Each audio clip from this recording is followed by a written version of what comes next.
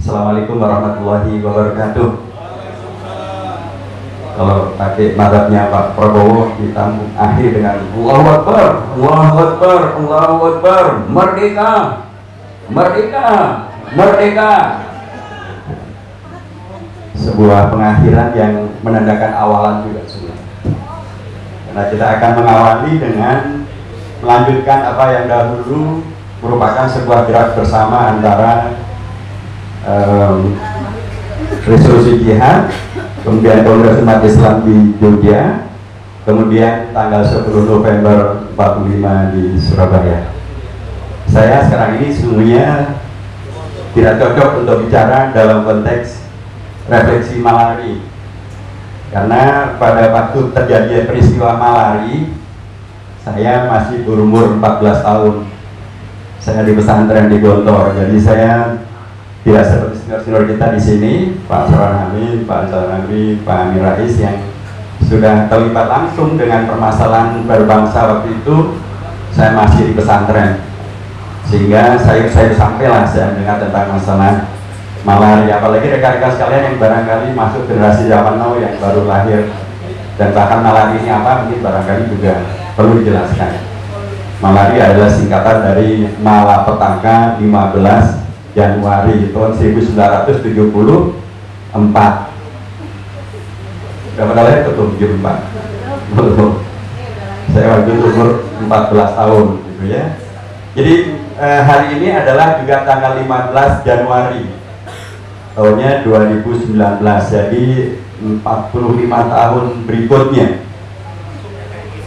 Temanya sangat melitik, yaitu refleksi Malari, ganti nakoda negeri, tanda tanya, tanda seru, atau dua-duanya. Tapi yang jelas seperti tadi disampaikan oleh Bung Ramadan Poha, peristiwa Malari itu dan juga tadi telah dijelaskan oleh Pak Sarwan Hamid adalah bagian daripada peristiwa sejarah di Indonesia yang kalau kita merujuk pada ungkapan dari Bung Karno dahulu yang menyampaikan tentang jas merah jangan sekali-kali melupakan sejarah, maka ini adalah bagian daripada sejarah bangsa Indonesia, sejarah yang penting untuk dijadikan sebagai ibrah, sebagai pembelajaran supaya tidak terulang kembali. Memang pada waktu itu aktor utamanya adalah para aktivis, rekan-rekan mahasiswa mengkritisi kondisi berbangsa bernegara yang waktu itu menurut yang saya baca, saya dengar gitu kan, saya tidak terlibat secara langsung. Begitu banyak ketergantungan terhadap utang asing, begitu banyak ketergantungan kepada dalam tanda kutip bantuan asing, termasuk karenanya begitu tidak mampu untuk melakukan yang disebut sebagai berdikari, berdiri di atas kaki sendiri. Tapi juga dalam waktu bersamaan diberlakukanlah politik yang represif terhadap rakyat Indonesia. Kita mengetahui bagaimana kemudian peristiwa itu disikapi dengan sangat represif oleh negara atau oleh rezim negara atau oleh oknum negara. Peraktornya ditangkapi, termasuk abang kita salah satu yang menjadi saksi sejarah dari waktu itu. Nah, inilah yang barangkali menjadi satu yang penting untuk kita refleksikan terkait dengan peristiwa-peristiwa politik yang terjadi pada tanggal 15 Januari atau menjelang 15 Januari menuju kepada ganti nakoda negeri. Karena kalau dulu kondisinya adalah rekan-rekan mahasiswa yang demikian, sekalipun kondisi sangat represif, rekan-rekan mahasiswa kemudian berani keluar dan kemudian melakukan demonstrasi besar-besaran di Jakarta, dan terjadilah beragam kondisi pada waktu itu, kondisi represi, tetapi justru menghadirkan keberanian mahasiswa untuk keluar melakukan demonstrasi. Sekarang kondisinya dalam tanda kutip, tapi rekan-rekan mahasiswa kemudian apakah karena ini adalah kondisi demokratis sehingga rekan-rekan mahasiswa tidak seperti dahulu melakukan aksi jalanannya gitu, atau karena kemudian mereka mengira bahwa sebagian daripada prinsip dan atau aktivitas kritisisme itu sudah bisa dilakukan melalui jalur yang lain, jalur lembaga negara yang lain misalnya. Sekalipun kadang-kadang juga karena faktor demokrasi menjadi tidak bisa maksimal karena begitu dikenakan voting di DPR mayoritas mutlak juga tidak lagi bisa melakukan tindakan kritis, karena begitu melakukan kritik, ketika kemudian dihadapkan pada voting, ya sudah selesai. Dan apalagi sebagian dari kekuatan politik ini untuk tidak dikatakan dikooptasi, diakomodasi oleh penguasa, dan jadilah mereka bagian daripada yang mendukung politik penguasa. Tapi faktanya adalah bahwa berbeda dengan kondisi 15 Januari 1974 yang lalu, ada ketergantungan, ada juga mahasiswa, ada kondisi yang kemudian tidak membuat Indonesia bisa sepenuhnya berdikari, tetapi mahasiswa kita tidak berada di jalan. Mungkin sekali lagi karena mahasiswa kita menggantungkan kepada wakil-wakil mereka di DPR, padahal ternyata wakil di DPR itu sebagian besarnya sudah terkooptasi dan atau bersama dengan penguasa yang lagi-lagi tidak bisa melakukan kritik. Tapi tetaplah peristiwa 15 Januari sudah terjadi. 15 Januari 74 sudah terjadi dan menjadi bagian daripada perjalanan dan sejarah daripada Indonesia. Dulu dengan kritik yang demikian sangat tegas, keras, konkret, masa ditangkapi, para pimpinannya dipenjara, dan terjadi opsus yang kemudian membuat kondisi pengelolaan negara bukan semakin demokratis, bukan semakin dalam tanda kutip secara ekonomi mandiri dan atau berdaulat secara ekonomi, tapi terus saja semakin juga bergantung kepada utang, bergantung kepada bantuan asing, dan suara mahasiswa semakin dibungkam. Tapi itu 74. Semangatnya yang sama saya kira adalah semangat menyadari tentang adanya hal yang harus dikoreksi. Adanya ketergantungan dengan utang yang sudah lebih dari, ada yang menyebut angka 4.900 triliun, ada yang menyebut angka 5.000 triliun, ada yang menyebut angka 5.900 triliun. Berapapun angkanya, ini sudah amat sangat mengkhawatirkan dari sisi kedaulatan negara. Tidak diukur dengan berapa jumlah APBN kita setiap tahun. APBN Indonesia setiap tahun hanya sekitar 2.000 triliun.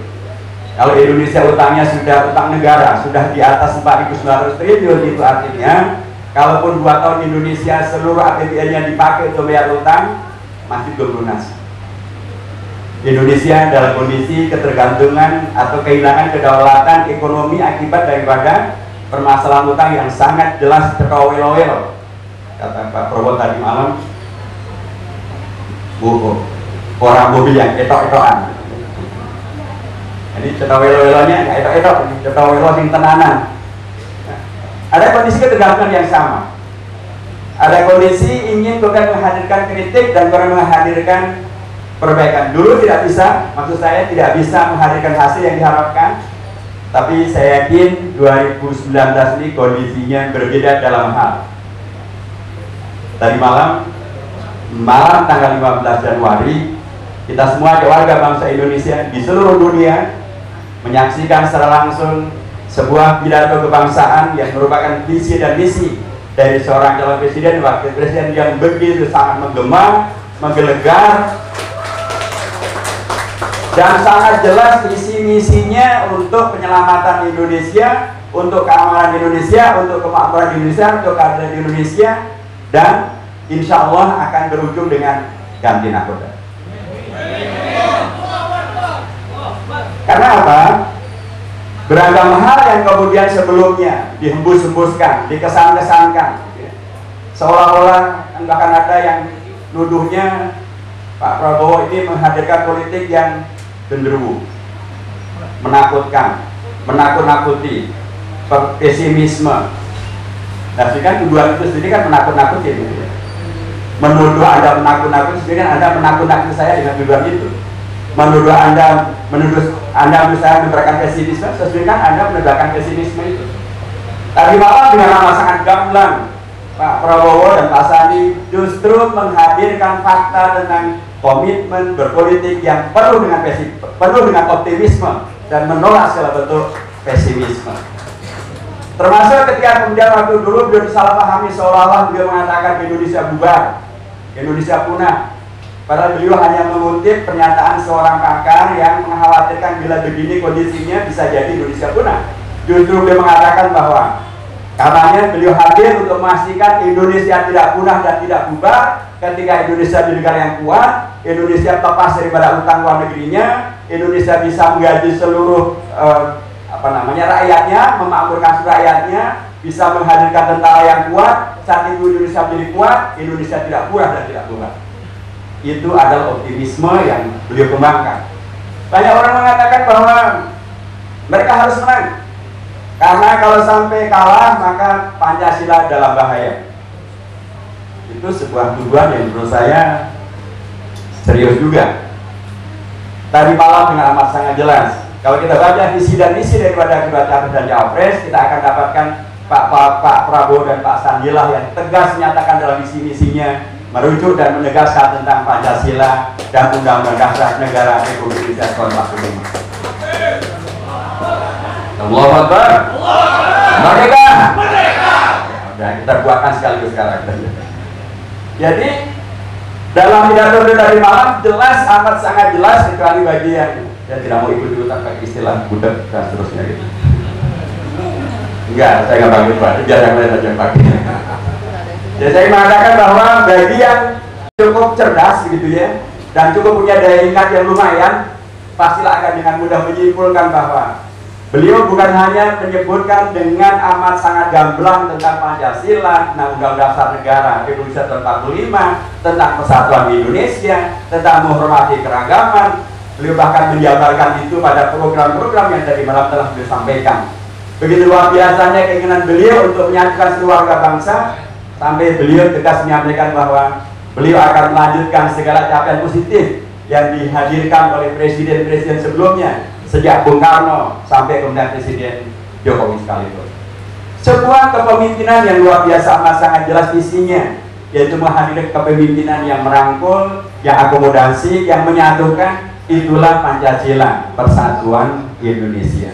Bukan yang malah menuduh-nuduh, bukan yang malah mengkotak-kotakkan, bukan yang malah menghadirkan pesimisme, yang menghadirkan kekhawatiran akan persatuan Indonesia. Jadi saya mengatakan bahwa kalau dulu dengan 15 Januarinya tidak kemudian bisa tidak terjadi perubahan nakoda kepemimpinan, karena memang kondisi sosial politiknya berbeda. Sekarang kondisi sosial politiknya dengan 15 Januari, tadi malam 15 Januari, rakyat diberikan sebuah pencerahan yang amat sangat gamblang, amat sangat jelas. Kita hanya punya 2 capres dan cawapres, tidak ada lagi yang lain. Karena kita kemarin sudah mencoba mengkoreksi dengan menolak presidensial threshold 20%, ternyata kita kalah. PAN, PKS, Gerindra, dan Demokrat, kita menolak presidensial threshold 20%. Supaya kita mempunyai alternatif yang lebih banyak lagi. Tapi ternyata kan itu kita tidak bisa karena kita dikalahkan. Bahkan kita sudah WO pun kita tetap dikalahkan. Jadi sekarang memang hanya ada 2 capres dan 2 cawapres. Dari 2 capres dan 2 cawapres itu sudah amat sangat gamblang yang disampaikan oleh Pak Prabowo dan Pak Sandi, dikaitkan dengan pemahaman atas kondisi bangsa Anda sekarang dan bagaimana kondisi ke depan. Karena ini terkait dengan demokrasi, maka ganti nakoda negeri adalah juga terkait dengan bagaimana rakyat Indonesia memahami betul. Kalau dahulu memahami dengan cara demonstrasi, terjadi pembakaran sana dan sini, terjadi kegaduhan sana dan sini, dan kemudian terjadi represi sana dan sini. Sekarang melalui demokrasi dan demokratisasi, maka pergantian nakoda negeri itu boleh dan bisa dilakukan secara konstitusional, yaitu melalui jalur pemilu yang tidak lama lagi akan terselenggara 17 April 2019. Jadi dengan tadi malam dipampangkan, ditampilkan dengan demikian amat sangat jelas, amat sangat terbuka, tidak ada lagi yang ditutup-tutupi. Sebelumnya pun Pak Jokowi juga sudah menyampaikan apa yang menjadi dalam terakhir visi dan misi beliau, sekalipun beliau menerangkan tentang infrastruktur, dan seluruh pertanyaan dikembalikan kepada tentang infrastruktur. Sementara dari malam Pak Prabowo juga sudah menyampaikan visi dan misinya dengan amat sangat komprehensif, amat sangat jelas. Bila kemudian rakyat Indonesia yang sudah melihat dan mendengar secara langsung, dan kemudian terbuka mata hatinya, terbuka juga tanggung jawab sejarahnya, maka pertanyaan ini, maka yang ada di sana ganti nakoda negeri bukan lagi pertanyaan, tapi titik. Ganti nakoda negeri. Bukan ada seru. Kalau ada seru hanya perintah doang. Kalau titik itu berarti sudah selesai. Ya. Babnya sekarang adalah bola di tangan rakyat Indonesia. Tuh. Allahu Akbar. Merdeka. Mengapa ada di rakyat Indonesia? Karena dengan Undang-Undang Dasar yang diamandemen oleh MPR RI, lembaga tertinggi negara, yang diberikan kewenangan oleh Undang-Undang Dasar untuk melakukan itu, yang diberikan mandat oleh generasi reformasi, waktu itu dipimpin oleh Prof. Amin Rais. Saya melanjutkan beliau saja, saya mensosialisasikannya. Jelas sekali Undang-Undang Dasar kita memberikan posisi yang luar biasa hebat bagi rakyat Indonesia, yaitu rakyat Indonesia adalah pemilik kedaulatan tertinggi di Indonesia. Rakyat Indonesia lah yang memilih presidennya, yang memilih anggota DPR-nya, yang memilih anggota DPD-nya. Karenanya rakyat Indonesia pemilik kedaulatan tertinggi itu selayaknya jangan menghilangkan kedaulatan dirinya sendiri dengan cepat lupa dengan janji-janji, cepat lupa dengan yang ngomongkan. Harusnya rakyat Indonesia karena pemilik kedaulatan tertinggi sebagaimana diberikan Undang-Undang Dasar betul-betul menjadikan dirinya sebagai pemilik kedaulatan tertinggi, dan karenanya bukan hanya menuntut pelaksanaan janji, tapi bahkan barangkali ya menghukum bagi yang tidak melaksanakan janji bagi rakyat Indonesia, mungkin sebagaimana fatwa MUI yang ditandatangani oleh Kiai Ma'ruf Amin, yaitu agar pemimpin yang tidak melaksanakan janjinya tidak untuk dipilih kembali. Itu kan fatwa MUI gitu ya, saya hanya menulis saja.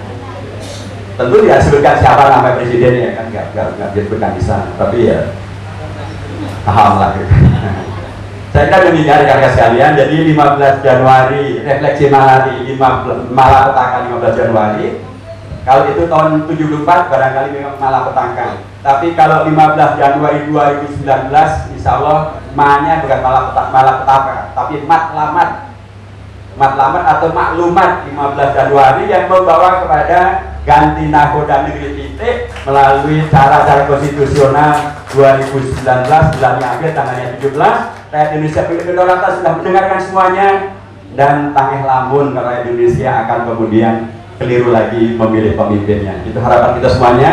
Terima kasih sekali lagi untuk kesempatan ini, dan mudah-mudahan banyak manfaatnya. Assalamualaikum warahmatullahi wabarakatuh.